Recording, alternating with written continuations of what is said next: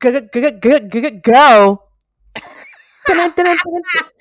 Remember the song Mortal Kombat? That song was freaking fire. Remember that song? Yeah. I was thinking when you did the go, go, go, I was like, who needs Teen Titans Go? We need to have Nightcrawler go. It doesn't flow as well, but it doesn't matter. Nightcrawler go. Go, go, go. I don't really know the Teen Titans Go theme song. I'm sorry. To be fair, I don't either because I only know the original. So sorry, guys. I'm gonna be that pretentious bitch for a second. Oh my god! Listen, like she just like a tall flat white just like appeared in front of her as the hipster came out, like pouring out of her all of a sudden. Yep. Oh my god! Who is she? Who is she? She is hipster.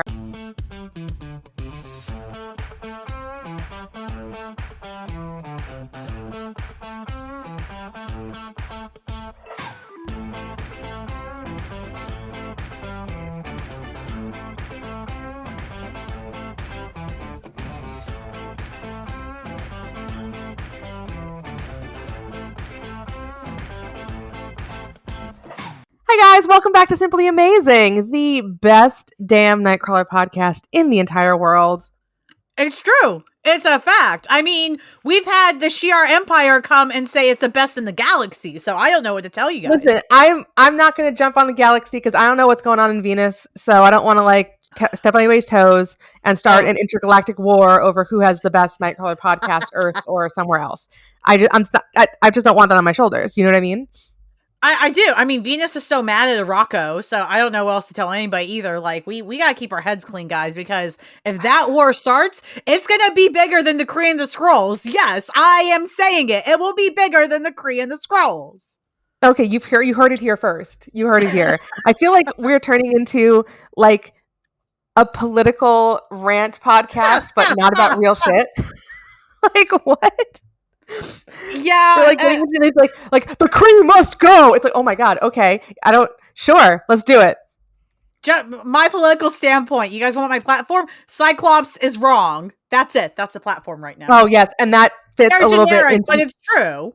It's true, and it fits a little bit into what we're talking about today because he does show up. So anyway, I'm Lisa, aka the OG Nocturne. I've got Lauren over here. She's your friendly. Go ahead, whatever.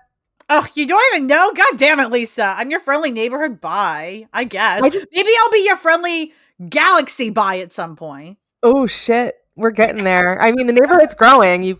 What was it that I saw that, like, Dr. Manhattan is the neighborhood architect? Yeah, he's designing our first library, and we're recording this while the poll is still going, but last I checked, it's going to be named after Gail Simone, which is perfect, because if you guys don't know who Gail Simone is, she wrote one of the most iconic runs of Birds of Prey ever, and the librarian in our neighborhood is Barbara Gordon, Oracle, so it works out great, if it happens. Gail Simone also wrote the Galactus blog, which was one of my absolute favorite things in the entire world in the early 2000s. I love that so much.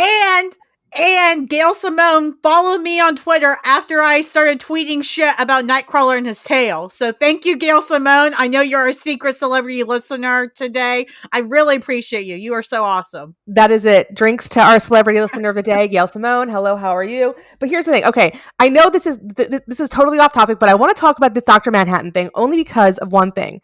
Like, okay. How does he go to Mars after every disagreement is what I want to know.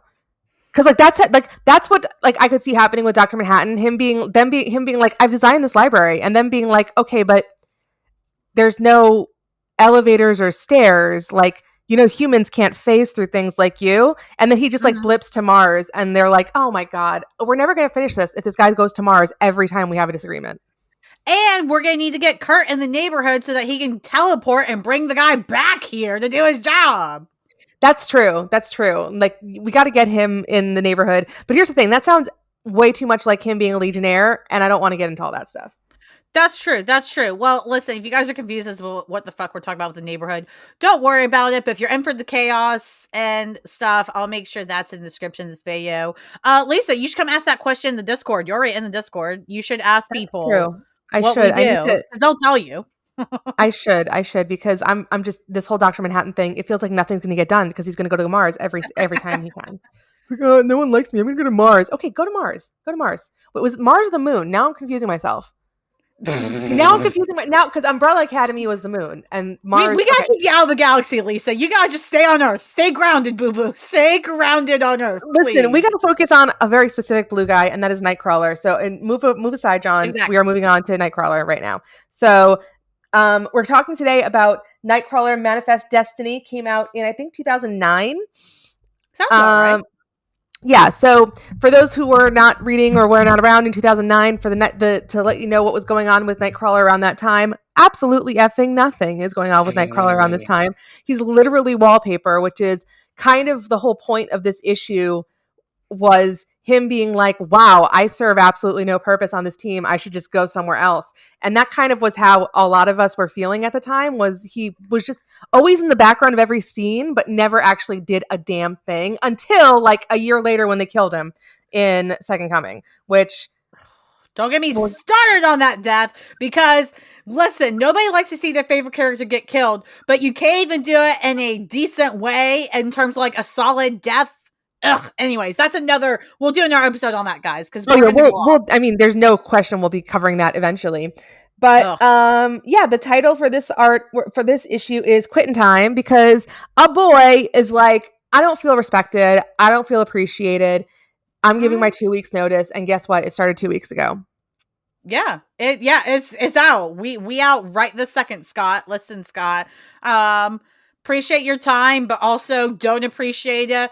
I gotta go because I'm not appreciated here somehow. So that's exactly what he's saying. Like, I'll let you know where to send my last check, but I'm gone. I'm done. Imagine getting a last check from like a group like the X-Men, the Avengers, or something. It would probably be like nothing, because it would, like, I guarantee Xavier is one of those employers who like nickels and dimes for everything at the end. So all of a sudden you get your last check and it's like, wait, what's this uniform fee? The hell is that? And like, what is room and board? Wait a minute. Like, and then all of a sudden, you're right. He would totally do that. Professor Gaslighter. No, the best part is that you'd ask for your last check and Professor Gaslighter would be like, what? What do you mean? What do you mean a last check? That doesn't exist. And you'd be like, you can't gaslight me that hard, dude. Give me my damn check. It's like, I'll give you your last check. Check yourself, boo, because you're not getting nothing. That's what it is. Yeah, but then finally you go through the legal process, you get the check, but like you said, you find all these like hidden fees, and you're like, what the hell, man? You said all included when I joined the X-Men, all costs included. Yeah, but did you get it in writing though? That's the catch. That is the catch. That's what happens. Here's the thing. Listen, he's taking a bunch of disadvantaged, like minority children off the streets. Essentially, a lot of them don't even have families anymore. So, like, of course he's going to take advantage of them. Are you kidding me? Look at him. Look at his bald ass. He's gonna take advantage of every single. I can't believe that we've done this. Xavier is not even in this issue. I can't. We're going on tangents a lot, guys. We're gonna need to have like a moderator just for our own podcast to tell us, Tangent, shut the fuck up. Seriously, because we're like 8 minutes into recording and we haven't even gotten to page 1. So because he's saying, fuck you, Scott, I'm out. Like, till you find something worthwhile to do with me and I know what I'm doing, I'm out. Like, I got things to do. I don't know what they are, but the whole thing is it's about appreciation, because Kurt is very clear, like, I don't feel like I'm appreciated anymore. I mean, maybe it's a little bit like I'm reading a little bit between the lines, but his whole thing is like, well, you've got Pixie now and she's a teleporter and I'm not as good a teleporter as her. So like I'm a bounce. But another reason that he's leaving is because he gets this invitation that's inviting him to go to the Nightcrawler Museum in Winseldorf, Germany. Which, why isn't that real? Because I would go. It's not real because the kind of person who would set it up is me or you, and we don't have the time, or ain't got time for that. I don't have the mental capacity. I need it, but I don't have it. To be fair, I kind of have a Nightcrawler museum literally in my house. I just don't open it to the public. So that's true. We're gonna start this first Simply Amazing museum in 20 years, y'all. 20 years. Oh my goodness. I mean, it probably will happen. Let's be real. I mean, moving on. We're going to talk now. So basically Kurt's like, yeah, guess what, guys? I'm a pack.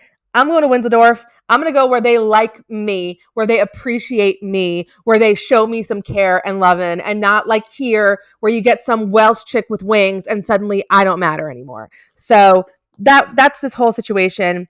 He ends up in Winseldorf, and it's really weird because it's almost like Disney, but with Nightcrawler. Like they've got a sign with him on it that says like Winseldorf, home of the Nightcrawler, and there's a woman selling like weird Nightcrawler ears, but like super discounted. So I mean, here's the thing. They've made a museum for him. They're leaning really hard into it. It doesn't seem like it's working for the town. Which is ridiculous. Obviously, they need to call us. What the heck? I mean, I think your biggest problem is that you've chosen to base your whole town's identity around the guy you tried to kill and ran out of the town. Yeah, that's kind of a good point. Because it's like, oh my God, Germany's becoming America. That's what they're doing. They're trying to be like America. To be fair, though, Germany was America before America was America. So, I mean, Germany had their whole moment in World War II. So let's not make history returns. Yeah, let's not pretend like Germany isn't clear 100%. So, we've all had our moments, guys. We've all had our moments. It's just America seems to never stop going through its own moment. Anyway, no. So yeah, but it's almost like it just for me it's like, so all those racists who hated him still fucking live there. Right? So who are they advertising all this towards? Who are they trying to do this for?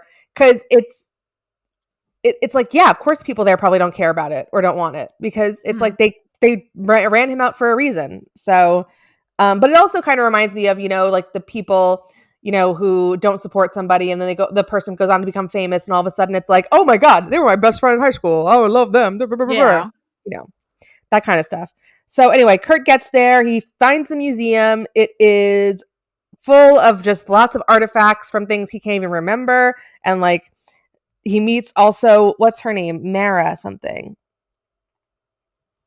I forget what her name is. Oh, Mara Keller, who is the museum curator / she's the person who put it together / Kurt's biggest fan. Okay, I think that's up for debate. She thinks she's his biggest fan. Ugh. The girl's asking to fight. I mean, listen, I agree. Like, we need to battle it out. But this bitch is a piece of paper, so she's not going to win. I'm just going to rip her out. So. What? That would be such a great insult to use if somebody's about to fight. You'd be like, all right, let's go. And you're like, bitch, you're just a piece of paper. Exactly. You're just a piece of paper, really. That's all you are to anybody. This is a really bizarre podcast, I have to say, today. I feel like we're both in very odd moods, and it is making for some really crazy asides, and I'm loving every minute of it. We are bouncing off not just the walls, but like dimensions. Like we're bamfing with Kurt as we do this. Okay, it's almost 15 minutes in, and I just noticed that Lauren is wearing her neighborhood shirt. Yeah. Oh my gosh, I love it. Yeah. I was doing interviews earlier today. So there you go. Fancy. All right, anyway, back to the issue. So while Mara's all like fangirling over Kurt being there, then the Winseldorfians, whatever you want to call them, they get in there and they're like, oh my gosh, you're here to help us with the monster. You got to come help us with this monster. There's a girl who's missing and a guy's dead and blah, blah, blah, who knows, but there's a monster.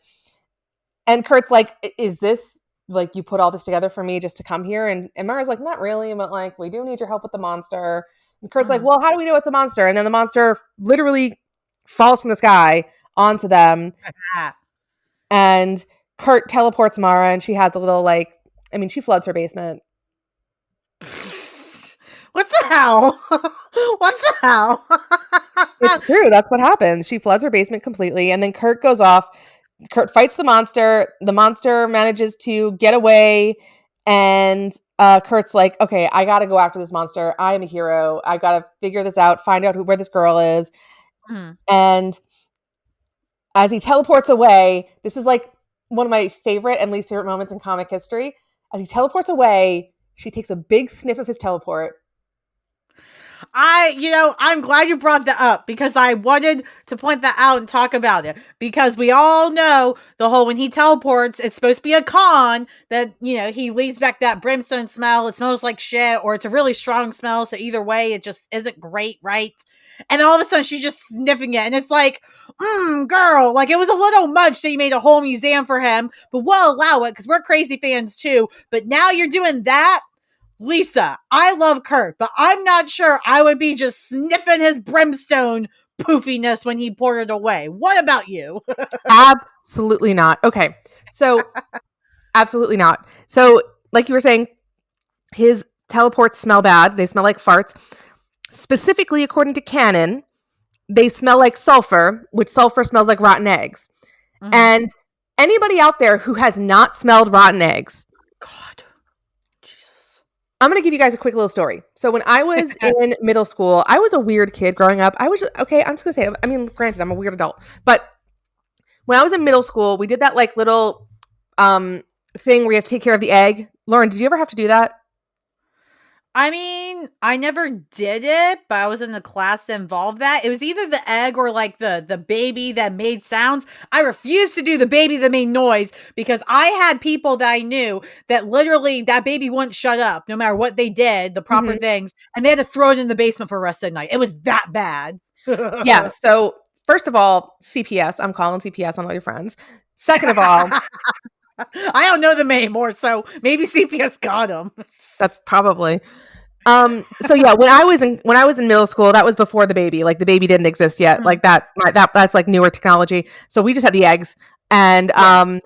I had an egg for like 3 weeks or something, and it started to smell so bad. It was disgusting, and I tried to combat the smell of the egg by spraying it with my favorite scent at the time was a CK1. And now I can't smell that scent without being reminded of rotten eggs. It like permeates to this day over 20 years later, permeates to this day. And yes, that is how disgusting rotten eggs are. They're so gross. It is an awful smell. I would not be taking a big whiff. Mara, you are crazy, bitch. I was gonna say, like, anytime he has to teleport, I'm gonna be like, I need to get like 25 feet away from you before you do that, babe. Yeah, get me a gas Jesus. mask, please. Please. I was just saying nose pen, but who's got it going on now? Lisa does. We're upgrading to gas masks, guys. I mean, I want to be We're living comfortable. the high life. I want to be comfortable and not have to smell that shit. So, you know. Also, so Kurt runs off. He finds the monster. They fight, and it turns out the monster is actually a boy who's a mutant, but who thinks he was cursed by a Romani woman. Yes, they do use the term gypsy in case that's sensitive to anybody and you decide to read the issue. They do use the terms gypsies and, you know. Yes, they do use that term, which is a term that's pretty common or was very common in Marvel lore for a long time because many characters, or in comic lore in general, isn't it kind of interesting how many characters are like have like Romani like connections?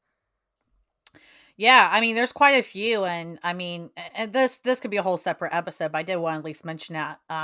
There's a lot of issues with that in terms of you have somebody that's Romani and that's kind of erased through a storyline or two, and they especially the big two do it. Marvel and DC both have done it, and they continue to do it. So I know that bothers people.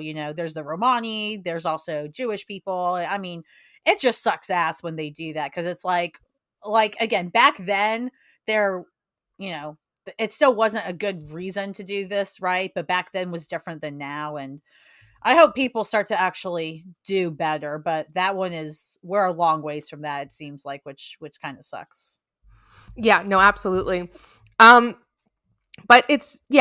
so he thinks he's gotten cursed, but it seems like it's actually he's a mutant, and he becomes this disgusting, gross, big monster looking Hellboy thing.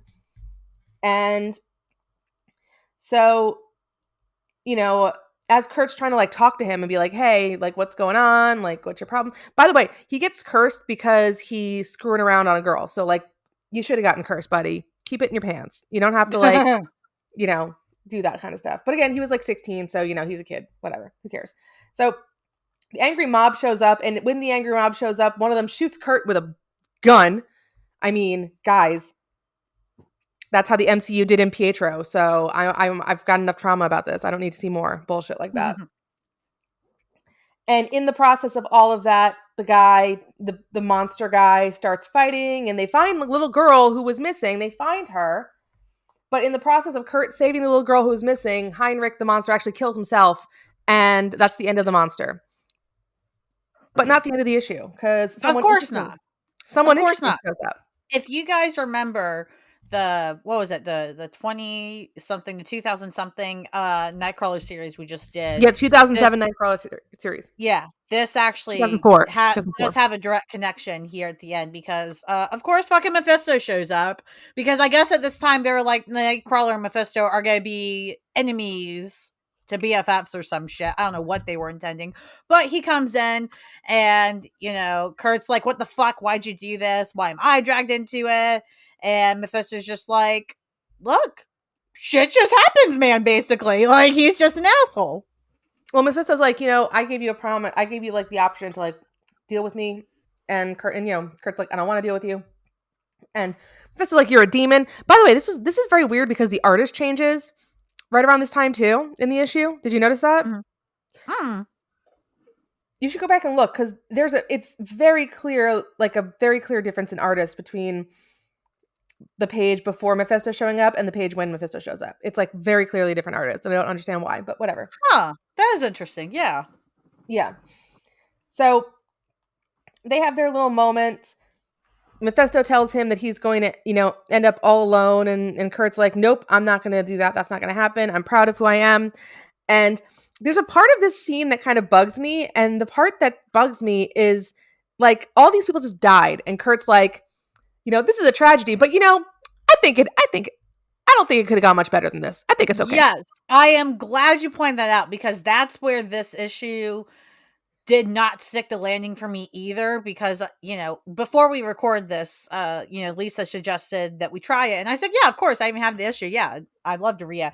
And I read it, and I was like, there's good things about this, but at the end, he goes, well, what happened here is a tragedy, but basically now I know my worth. Now I kind of know I'm a hero. And I'm like, how did you get that lesson from this? Like, yes, we want that lesson for you to get, but not from, this isn't how you learn that lesson. So I don't think that plot was executed as well as it was intended to be. Cause yeah, that doesn't make any sense. He literally just goes, oh yeah, it's a tragedy, but, and I'm like, literally Kurt wouldn't do that in that manner. Like, absolutely not. It doesn't work. Like, I feel like it just comes off as very selfish. Like he's learned a lesson based on the deaths and these tragedies of others, and it's like, but so was this whole thing meant to teach you a lesson? Because that sucks. Like 12 people died to teach you a lesson. I mean, I don't like it. I don't know. I'm glad we kind of both landed on the same page on that because it just rubbed me the wrong way. But then Kurt goes back and he decides that he's going to, give what's-her-face a kiss, give Mara a big kiss, and be like, I love you, I'm out, I'm gone, I'm going back to the X-Men. And he just like shows up mid-battle, like, hey guys, okay, I'm back. But can we talk about that too? Because it was kind of a too quick fix that didn't work, because the point of Kurt being able to connect with women, typically, right, that we see romantically, canonly done, is, he's charming, and the end, it's endearing that he goes back to a woman and like he does the big like stereotypical hero kiss. Like that trope works for him when done correctly, even though it's still very much a huge trope. It did not work here for me because I saw that and I was like, I think this is supposed to be Q.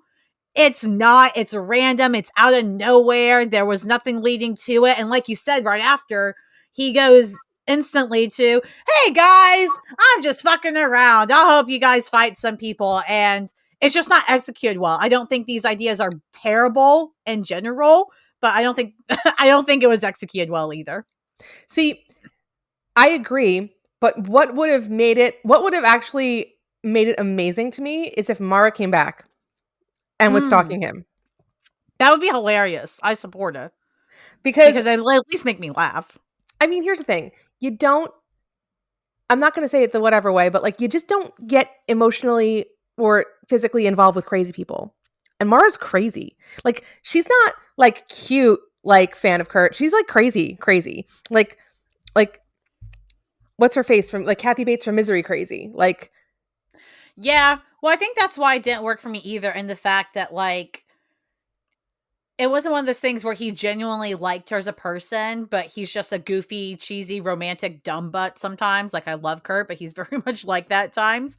And but here he literally is just like, oh my gosh, she loves me and she's a fan. Yay, it's nice to see somebody that sees me as a fan as much. And it's kind of, to me, it reminds me of one of those situations where, like, I've heard, you hear about it, right? Like, a celebrity is really big. They try to date a fan, ends up blowing up their fucking face because of all the problems with that. And here I'm like, Kurt wouldn't do that, because to me, at least, he would still, even in this instance, be able to separate that's a fan and that's a moral compass, like, infringement in his part to just take advantage of a fan like that, which is essentially what he's unintentionally doing. And I don't think he was at a place where it makes sense for him to do that, because he's not fucked up right now. He's just had this big epiphany, apparently. So he Yeah. should be able to have the moral high ground, essentially, as he would, and say, oh yeah, cool girl, but I gotta go. Thanks for the museum. Appreciate support, but I gotta get. I'm going to the Yeah. X-Men. Like, that would make sense. And then maybe she follows him and she's a little peeved at the end. And then maybe, like, Emma telepathically, like, hears her and she's like, oh, this damn bitch. That would be hilarious. I'm here for that. See, I totally agree with you. I think it was done mostly for the trope, because that's kind of just who he is, and I think that's why it was done. So, but yeah, in the end, Kurt shows back up. He saves the X-Men on their mission that he just, like, kind of jumps into, and and they're like, "Hey, you're back," and he's like, "Yeah, I'm back." The end.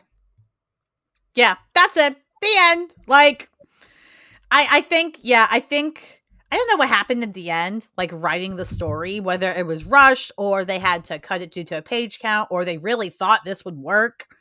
But yeah, the ending just didn't land at all for me. Something I'm trying to remember. I feel like I want to say that when they solicited this, they actually did solicit it as, like, Nightcrawler is legit leaving the X-Men. He's gone. Like, say your goodbyes. In this issue, you're going to find out why he leaves. Mhm. Like, and so for those of us who are fans of the character, we're like, oh my God, what's going to happen? Like, is something, like, they're going to do something with him. That's exciting. So, Mhm. he's leaving, but what's going to happen next? Like, if he leaves, like, they've got to do something else with him, right? Because they have to have a plan for it. And then this issue comes out, and it just ends on the exact same note it basically started on, with his, Kurt just being back with the X-Men. So it just was like it's a cute story. It's a fine. It served its purpose. But I do remember at the time they were, like, going over and over about, like, oh my God, he's leaving, everybody. That you have to read this because he's leaving. And then it turns out he's not leaving. And so it just felt like a total bait and switch. Yeah. Oh, it definitely was. I mean, one shots especially, it's very hard to have a huge impact like that on comic canon with a one shot, unless it really is a huge event. And so, yeah, Or you're it setting sounds something like up, yeah. yeah, they definitely True. screwed y'all over, because I mean, I was born when this came out. I even got, like, the series we did before, 2000 series in print at the time, but yeah, I can't tell you any solicitations for that, because I didn't read solicitations back then. I just went with my uncle and said, that looks good. Hand it over. Very cute. Very sweet. I was out of college at this point. Oh my gosh. Okay. I'm old. Hi guys. I was gonna say, you're gonna hate it when I tell you that I was in middle school, high school, depending on the year, in those mid 2000s. Oi. Yes. All right. Well, thanks for coming, guys. Thanks for coming to listen to Old Bitch and the Lisa Snack. heart attack. That's our new name, Old Bitch and the Snack. What the hell, man? It was Lisa in the Snack. Now you have to be a bitch. Is your song "Bitch" by Meredith Brooks or whatever? All right, fine. Lisa and the Snack. Lisa and the Snack. Yes. Well, thank you all for joining us again for another fabulous episode of Simply Amazing, the podcast where we talk about Nightcrawler, all Nightcrawler, and then sometimes Nocturne and other stuff too, but mostly Nightcrawler. Lauren, tell them where they can find you on the big bag web. Oh yeah, the big scary web. And it does not smell like rotten eggs, so don't worry. It does not. It does not. So my Twitter, my personal one is at friendly NBHDBI. I'm starting to write comic reviews again, so you'll find those there, and I write them for the Wednesday poll list, so you can Google them. They have a podcast as well. They're really lovely, and I write on their website. They're the first comic site I have a wrote for. So typically when I resume comic reviews and I'm not doing 2,000 things at once, I'm like, I'm going back to them because they're really, really awesome. So I'm posting stuff there. And then, of course, if you heard about the neighborhood stuff earlier and you're like, what the hell is that craziness? You can find us on YouTube, Your Friendly Neighborhood Comic Show. We have Twitter at MBHD Comic Show. And then we have a Discord where you can just talk to everybody in the neighborhood, both readers and comic creators and podcasters. Everybody's in there. So it's a really good time. It is very chaotic, and you can decide who else joins the neighborhood. So those of you guys listening and like Nightcrawler, you guys should join so we can get Kurt to get in the neighborhood, because I'm the only one that's screaming for him to be in the neighborhood. Get Kurt in the neighborhood 2024 hashtag. Oh, that's next year. It's 2023, Lisa. Oh my God, it is. Never mind. All right, 2023. Sorry, guys. I'm actually, my job right now, we're working on 2024 projects. That's why it was in my head. So I'm not that crazy. Oh, terrifying when that happens at work. Absolutely terrifying. I know. Well, anyway, guys, thank you again for joining us. You can find us on all of our fabulous socials and everything at simplyamazingpod.com. We're on Twitter. We're on Facebook. We're on, I don't know, we're on everything, basically. If we're not on it yet, it's not good. So why are you there? Yeah. And if you are out there thinking to yourself, I'm so in love with this guy, I need him to notice me, don't build a museum, because it's just going to be more money than it's worth, but you are still simply amazing.